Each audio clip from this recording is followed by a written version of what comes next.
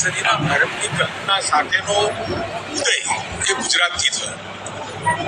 અનેકવિધ સફર ભજન વિકાસ સાથે લોકોને જોડવાનું, વિકાસની માંગ, પાણી, વીજળી, ગટર, લાઇટ વગેરે બાબતો સાથે લોકોને સાંકળી અને નાના મોટા જે તકલીફવાળા વિષયો જે ભૂતકાળમાં 20મી સદીમાં હતા એને પૂરા કરવાનું કામ ગુજરાતથી થયું.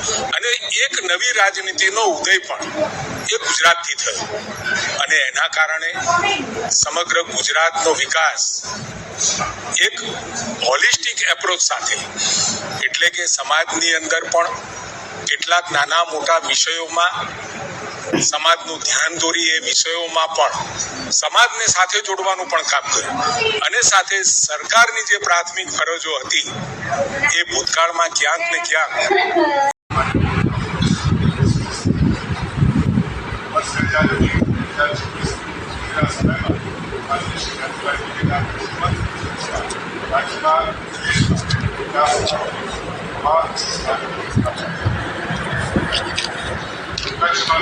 સૌથી મોટો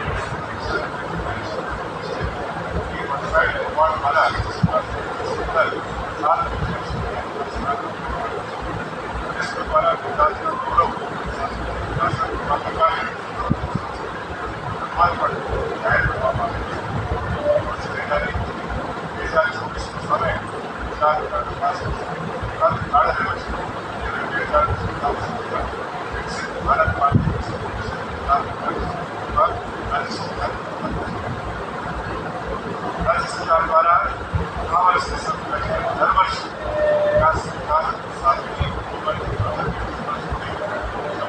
કરવામાં આવે છે.